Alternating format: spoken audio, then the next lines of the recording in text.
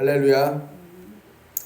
오늘도 말씀을 깨닫는 지혜와 응답받는 기도의 은총이 우리에게 넘치게 될 줄을 믿습니다. 오늘 본문은 이스라엘 자손들이 이 출애굽을 한 이후에 이 광야에서 지키게 되는 이 유월절에 대한 이야기입니다. 이스라엘 자손이 출애굽한 지 1년이 되었을 때 하나님께서 모세에게 명령하십니다. 이스라엘 백성들이 이 유월절 그 정한 기일을 지키게 하라 라고 하나님 말씀하시죠. 여러분, 사실 이스라엘 백성들은 지금 정처 없이 떠도는 상황이죠. 여러분, 우리가 요즘은 재미삼아 그런 표현들도 있고 이야기들도 하지만, 여러분 어디 추석 명절이나 설날 명절에 단체로 어디 천막치고 놀러가고 거기서 차례 지내자고 하면요, 모든 가족이 좋습니다 그럴까요? 안 그럴 거예요. 왜냐면은 나가서 하는 게 뭐냐, 여기서부터 시작해서 그러면 이런 절차, 이런 준비들, 음식들 이런 거는 어떻게 할 거냐, 아무튼 별별 얘기를 다 할 거야.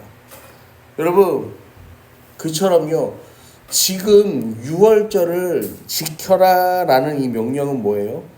광야에서 살고 있는데 하나님께서는 이스라엘 백성들에게 매일매일 드리는 제물을 드리는 그 제사도 그렇고 이 절기도 그렇고, 왜 하나님은 이스라엘 백성들에게 이걸 정해서 지켜라, 정해서 지킬 뿐만 아니라 이 특별한 시간, 시점, 그 다음에 이 지키는 방식까지도 일일이 다 명령하시는 걸까? 우리는 한번 생각해 볼 수가 있습니다. 여러분, 하나님께서 왜 그렇게 하실까요? 하나님은 왜 시간도, 드리는 때도, 드리는 날짜도, 드리는 방법도, 드리는 어떠한 이 예물의 준비도, 이 모든 과정 가운데 왜 하나님께서 일일이 다 간섭하셔서 명령하셔서요, 이 제사의 모든 과정 가운데 함께 하시는 겁니까?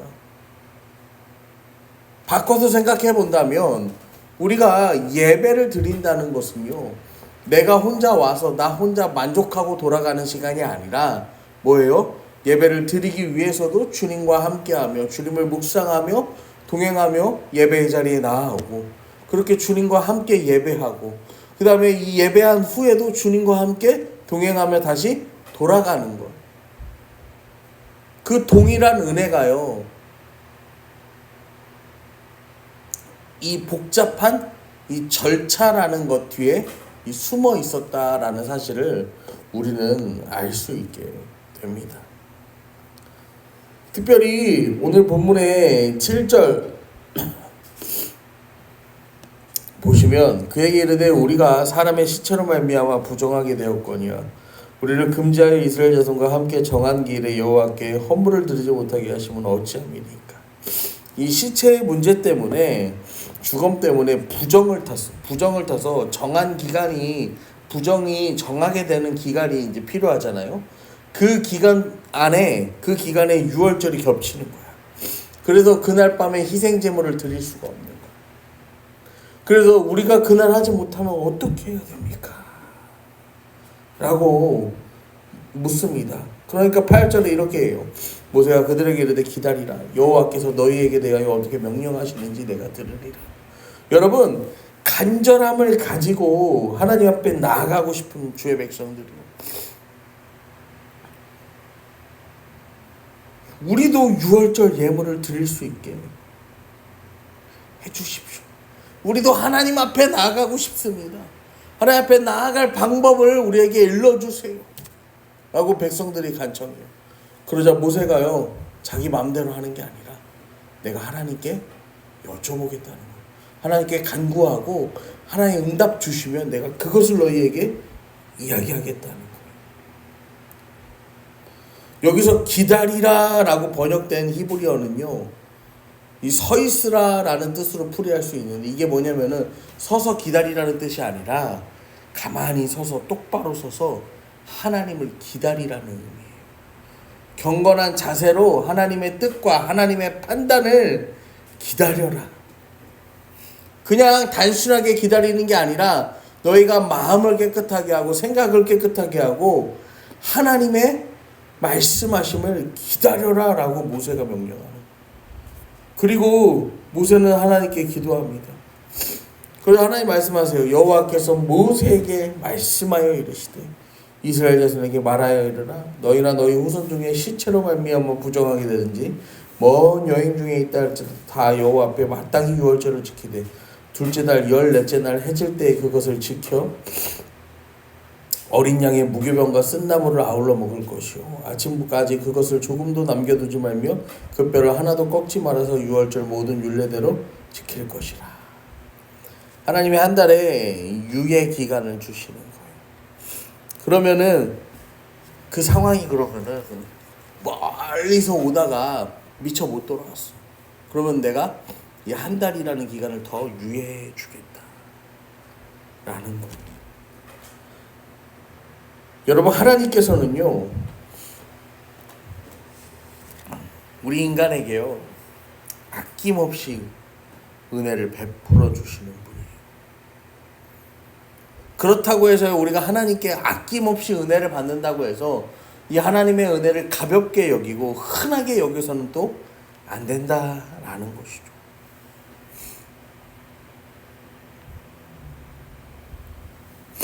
여러분, 우리는 이 시대에 하나님의 그 아낌없는 은혜를요 사람들이 오해합니다. 어떻게 오해하냐면은 교회 가지 않아도 예배를 드리지 않아도 은혜의 자리에 서지 아니하여도 하나님께서 그것을 대체할 수단을 주셨다라고 믿는 거죠. 여러분, 하나님의 그 은혜와 사랑을 대체할 수단은 없습니다. 우리가 예수 그리스도의 십자가 외에 다른 무언가를 가지고 와서 구원받을 수도 없고 죄사함을 얻을 수도 없어요. 그런데 사람들은 마치 어떻게 살아갑니까? 그것 말고도 다른 것으로 구원받을 수 있고 다른 것으로 죄사함을 얻을 수 있는 것처럼 다른 것들을 쫓아가며 살아간다라는 것이죠. 사랑하는 성도 여러분, 오늘 본문을 통해서요 우리에게 하나님이 어떤 분이신지, 우리는 어떻게 살아가야 하는지 설명해 주는 구절들이 있어요. 하나님의 은혜는요 누구에게든지 차별 없이 누구에게든지 열려 있어요. 문제는 그것이 낭비되지 않아야 한다라는 것이죠. 우리 애모가 가끔 그런 말을 합니다. 내가 유치원에 가서 친구들한테 예수님 얘기를 해도 아무도 듣지 않는다, 그런 얘기를 해요. 그러니까 우리 애모가 무슨 얘기를 하긴 하나 봐.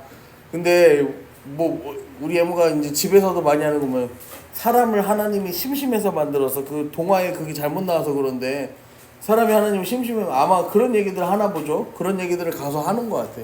근데 아무도 자기 얘기를 안 들어준대. 그래서 우리 애모 반에 은총이라고 있어요.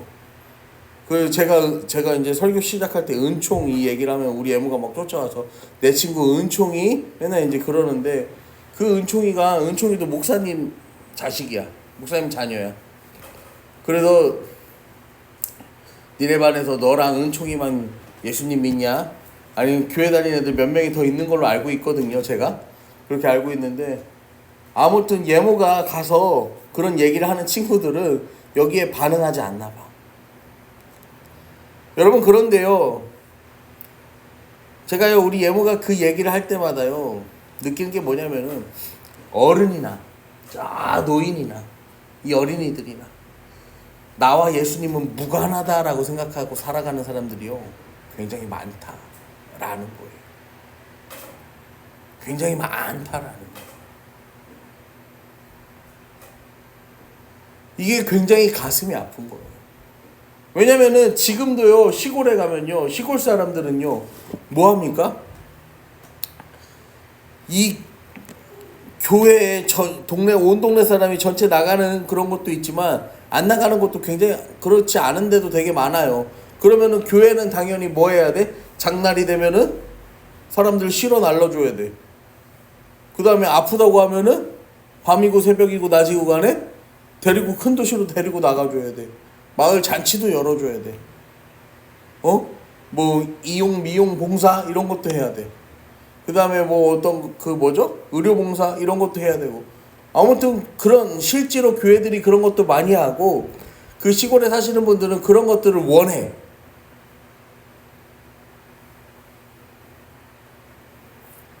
그런데요, 얘기를 들어보면은 이분들은요, 목사님과 이 거기 시골에 사는 어르신들의 입장차는 분명하게 달라. 목사님들은 그렇게 하다 보면, 그렇게 하면은 이게 복음이 돼요. 이 복음이 언젠가는 이렇게 뿌려진 씨앗들이 열매를 맺지 않겠느냐. 그런 간절한 마음을 가지고 나아가시고요. 그분들은요, 예수가 나랑 무슨 상관인가? 예수에 대해 생각하지도 않아. 그냥 잘 차려진 밥상을 골라 먹는 그러한 이 태도밖에 보이지 않아요. 그럼에도 불구하고 수없이 많은 교회들이 또 이 시대에 많은 하나님의 사람들이 그렇게 하는 이유가 뭡니까? 하나님의 은혜가 차별이 있습니까? 없죠. 하나님의 은혜가 차별 없이 베풀어지기에 우리도 계산하지 않고 차별하지 않고 우리가 하나님께 받은 그 은혜를 그대로 전하는 것뿐이죠. 사랑하는 성도 여러분, 오늘도 하나님께서는요, 값없이 주시는 은혜로 우리를 불러주셨고 우리를 구원하셨습니다. 그리고 우리 인생의 주인이 되어주셨고요, 우리의 삶을 오늘도 이끌어 가십니다. 여러분, 그것을 인정하고 진정한 감사와 진정한 찬양을 우리 주님 앞에 드리며 우리 주님과 동행하는 귀한 이 하루의 삶이 되기를 이 시간 간절히 축원합니다.